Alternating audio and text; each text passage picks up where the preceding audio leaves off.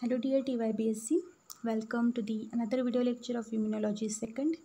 And yes, in the last lecture we have concluded the chapter 5th of your syllabus, and now we will move ahead with the chapter 6th of your syllabus, that is the hypersensitivity. Okay, this chapter is a bit larger than the previous chapter, and yes, it is a complicated chapter to understand, but yes, I will try to make it easy for you like a cakewalk. Okay, so don't worry, we will just understand the few concepts related to it and some kind of the diseases which are related to the hypersensitivity. Okay, the two important things that we are going to study in this chapter are the hypersensitivity reactions, their types. Okay, and secondly the autoimmune diseases. Okay, this chapter though is very complicated to understand, it is very interesting. Okay, how the hypersensitivity can affect you from the minor itching to the anaphylaxis to the fatal diseases. Okay, we are going to understand everything, so without wasting any time, let's start.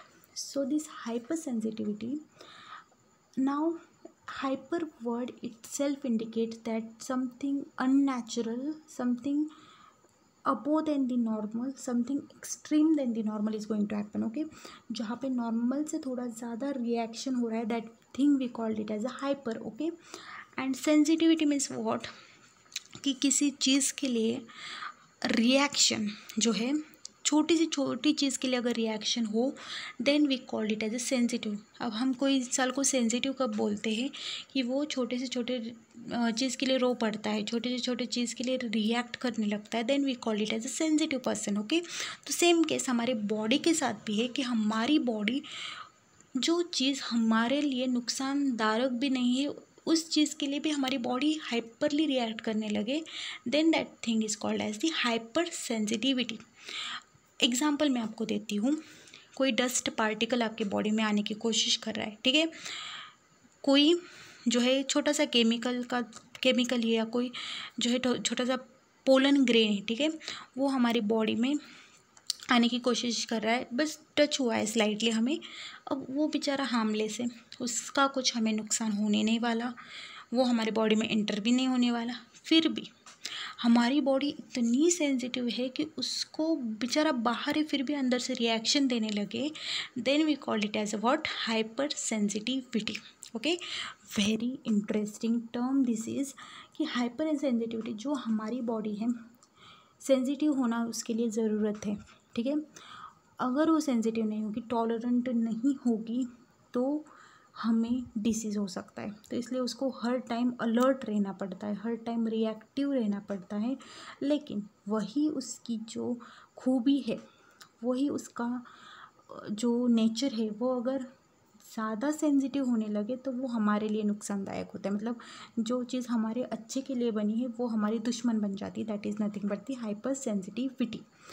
हमारी body के जो mechanisms होते हैं, antigen, antibody, ये सब चीज़ें जो हमने सीखी है अभी तक, वो जो रिएक्शंस होती है, वो सब हमारे बेनिफिट के लिए है, ताकि छोटा से छोटा पार्टिकल भी हमारे बॉडी में एंटर हो जाए तो वो इजीली एलिमिनेट हो जाए. यही इसका मेन एम होता है. बट वही बॉडी जब छोटे से छोटी चीज़ को ओवरली रिएक्ट करने लगे, that is nothing but the hyper sensitivity.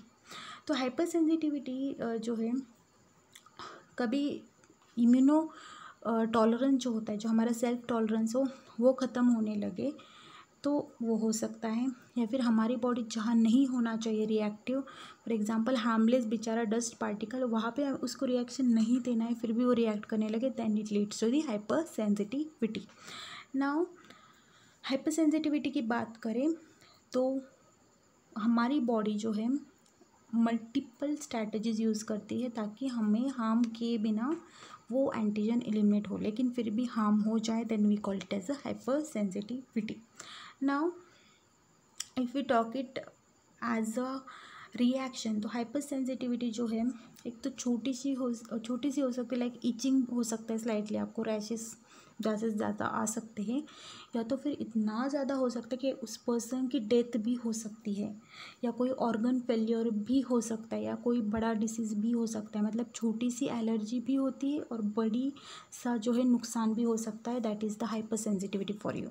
मतलब ऐसा नहीं, हाइपर सेंसिटिव मतलब छींके आना या फिर खुजली होना, रैशेस आना is not only the hyper sensitivity. वो भी हाइपर सेंसिटिविटी है, इतना छोटा रिएक्शन भी देती है, और वो रिएक्शन बढ़ के आके जाके बहुत बड़ा डैमेज भी कॉज कर सकता है। ठीक है, वो लोकलाइज भी हो सकता है, वो सिस्टमिक भी हो सकता है। लोकलाइज मतलब क्या, एक ही जगह पे होगा, एक ही बॉडी पार्ट पे होगा, लेकिन सिस्टमिक वो आपके पूरे सिस्टम को डैमेज करके रखेगा। That is the systemic hyper sensitivity. Now generally ये जो आपकी जो इम्यून सिस्टम है, पर्टिकुलरली अडेप्टिव इम्यून सिस्टम, इसका एक पार्ट है hyper sensitivity, and particularly T and B lymphocytes की वजह से ये रिएक्शन होती है। ठीक है, ये हाइपर सेंसिटिविटी रिएक्शन इवन आपकी बॉडी का जो नॉर्मल प्रोटेक्शन मैकेनिज्म जो है, नॉर्मल प्रोटेक्शन भी है, वो भी टी एंड बी लिम्फोसाइट्स करते हैं। ठीक है, adaptive mechanism I would say, and if that mechanism goes wrong then it leads to the hyper sensitivity. ठीक है, नाउ मतलब कुछ अलग हटके नहीं होता है इसमें। जो हमारी बॉडी नॉर्मल सी चीज़ें करती है हमें प्रोटेक्ट करने के लिए, वही नॉर्मल चीज़ें एबनॉर्मल होने लगती है। तो इतना कुछ ज़्यादा डिफरेंस नहीं, जो हमारी नॉर्मल बॉडी रिएक्शंस होती है वही होती है, लेकिन थोड़ा सा उसका साइड इफ़ेक्ट हो जाता है। ठीक है, तो इसी को हम हाइपर सेंसिटिविटी कहते हैं। तो इसकी जो डिस्कवरी थी, it was done by the Paul Portier and Charles Richet. Okay, इन्होंने पहले हाइपर सेंसिटिविटी डिस्कवर की थी, जिसके लिए रिचेट जो थे, चार्ल्स रिचेट, उनको नोबेल प्राइज़ भी मिला था in the physiology and medicine in 1913।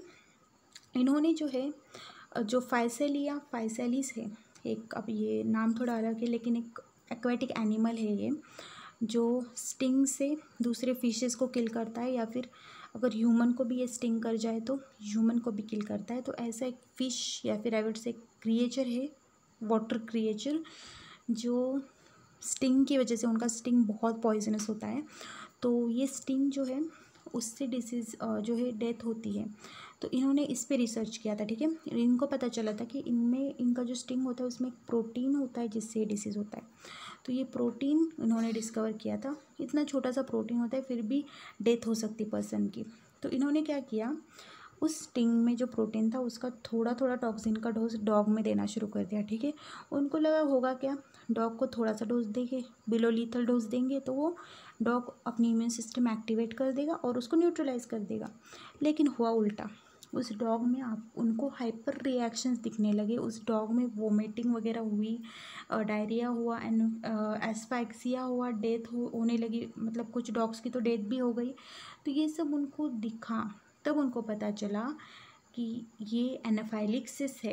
Anaphylaxis मतलब क्या, अगेंस्ट द प्रोटेक्शन, मतलब हमारी ही प्रोटेक्टिव सिस्टम हमारी ही दुश्मन बनने लगे।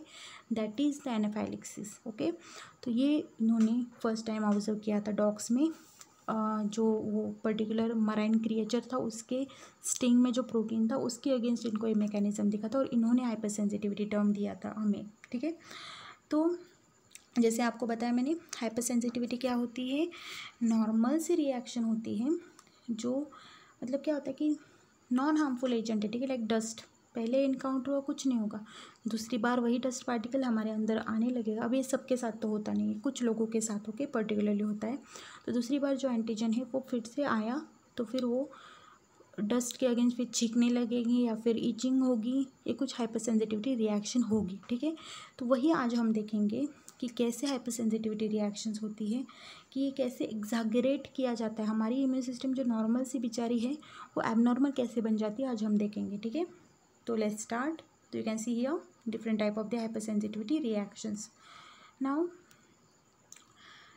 ओके, अब हाइपर सेंसिटिविटी रिएक्शन के रिलेटेड आपके सिलेबस में एक पॉइंट दिया है, that is the delayed and the immediate type of the hyper sensitivity. Okay, generally ये जो इमीडिएट एंड डिलेड टाइप के जो है, जो हम आगे जाके भी स्टडी करेंगे, तो जो पहला है इमीडिएट, ओके सॉरी, जो इमीडिएट है it is the type 1। Okay, type 1 type of hyper sensitivity, and delayed जो है type 4 type of hyper sensitivity, जो हम डिटेल में आगे जाके देखेंगे। अभी के लिए बस आप इनका इंट्रोडक्शन ले लीजिए, आगे हम इसका डिटेलिंग देखेंगे कि कैसे टाइप 1 होता है, कैसे टाइप 4 होता है।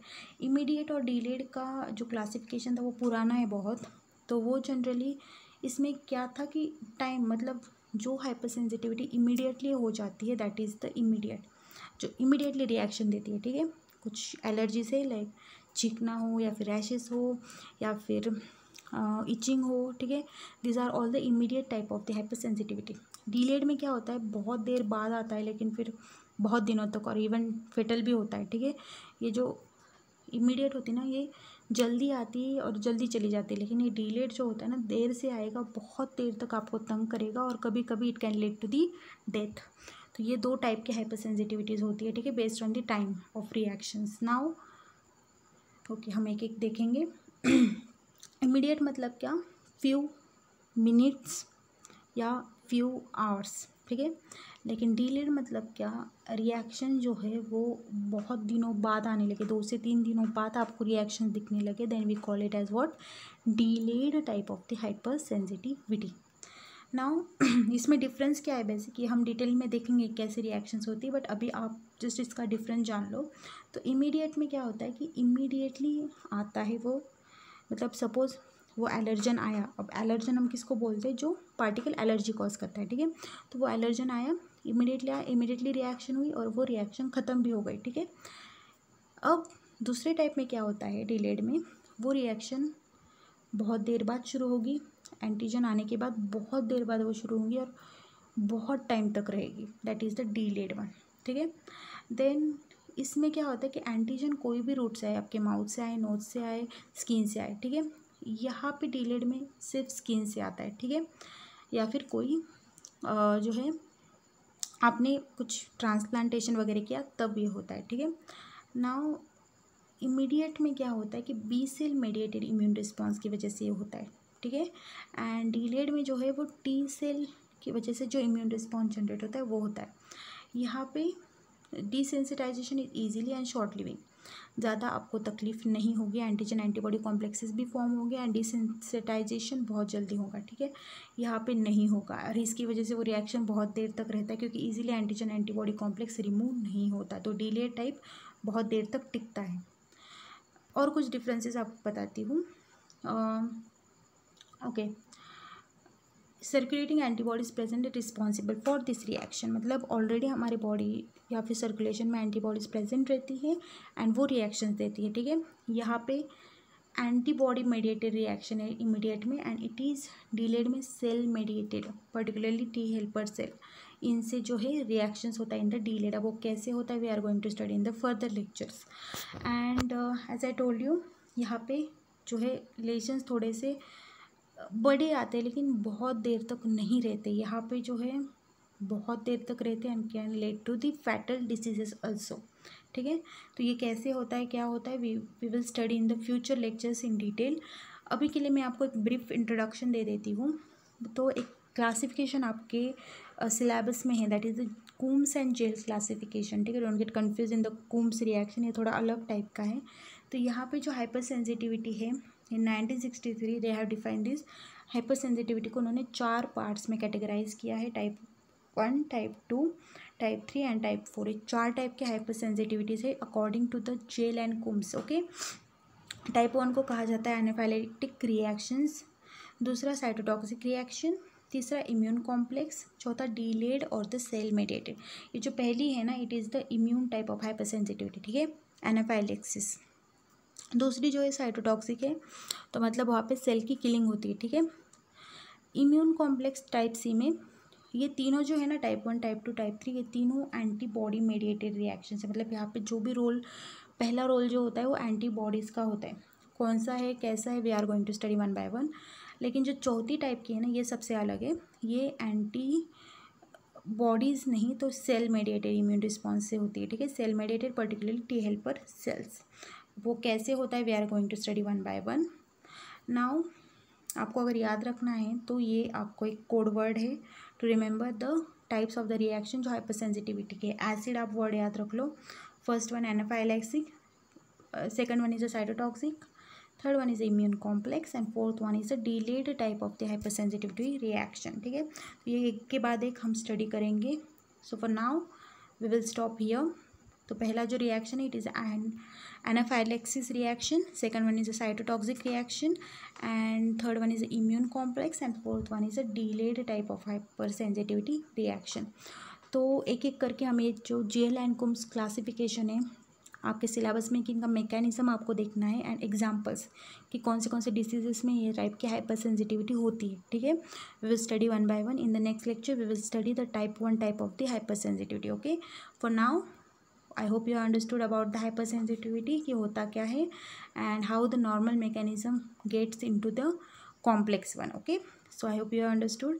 If you have any query, please contact me. Okay, thank you.